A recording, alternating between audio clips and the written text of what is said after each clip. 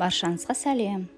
Бүгін сіздермен KFC-дағыдай үй жағдайында тауықтың қанаттарын қуыру рецептімен бөлісемін. Ең алдымен тауықтың қанаттарын жақсылап жуып, кептіріп, осындай шеттерін кесіп тастаймыз.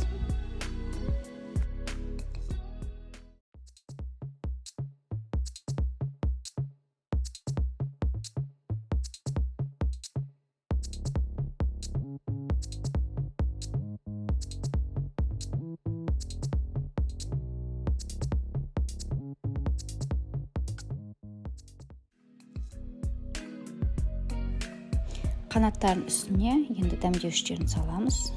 Олар паприка, бұрыш, тұз және кептірілген имбирь. Осыларды жақсылап салып, үстіне майын құйып, жақсылап араластырып қоямыз 1 сағатқа.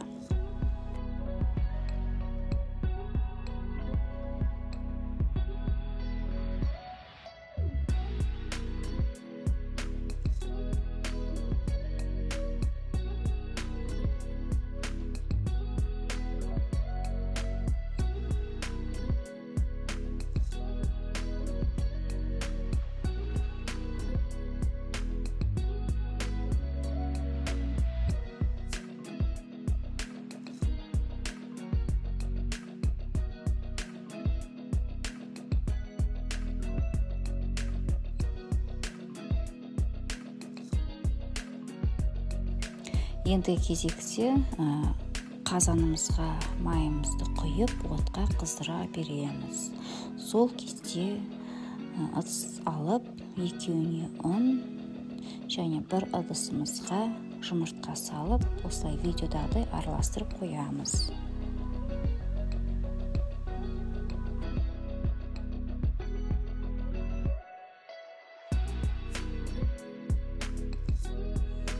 Бір ыдыста тұрған ұнымыздың үстіне тұз, бұрыш, паприка және мен дүкеннен алдым осындай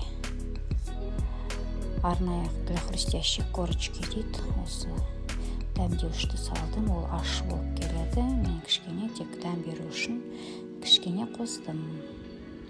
Жақсылап араластырып аламыз.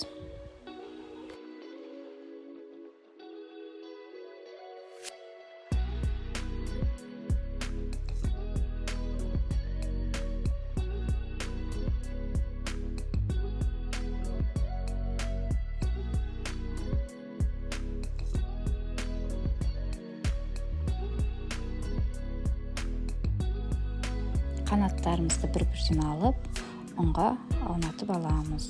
Бұл ұнға ештеңе қосылмаған, осылай жақсылап барлық жеріне ұн жағылу қажет.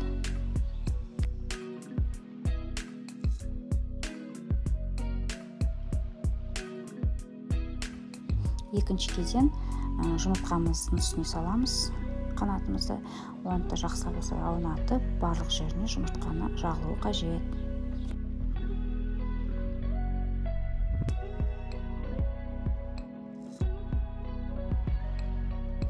Дәмдеуші бар ұнға салып, қанатымызды оны да жақсылап араластырып, оның барлық жеріне бір кірпік етіп, жағылып шығуы қажет.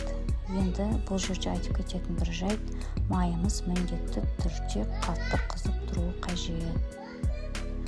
Қанатымызды осылай салып, шамамен қызарғанша 5-6 минут қуырамыз. Келесі қанаттарды дәл бірінші сияқты ұнға аунатып, одан жұмыртқаға салып, кейін дәмдеуші бар ұнға салып, бәрін кесекпен кесек осылай қуырып аламыз.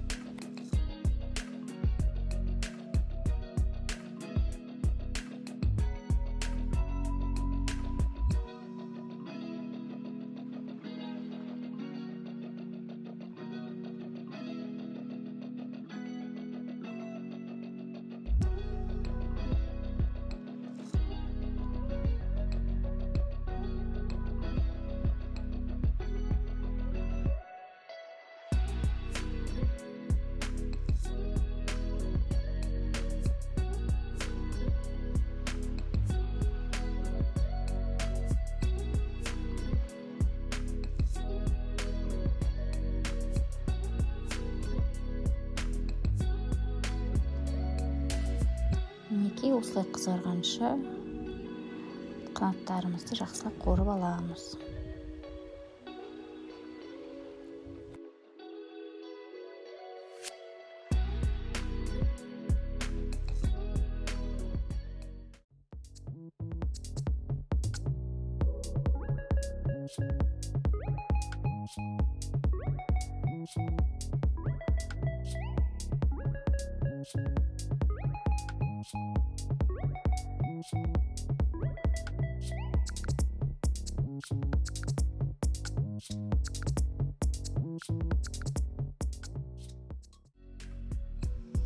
Мінекей тауықтың қанаттары әп-әдемі болып, қып-қызыл болып қуырылып шықты.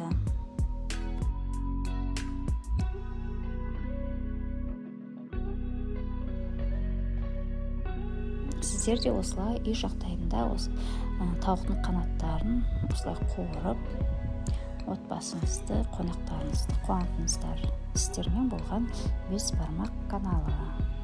Көп рахмет.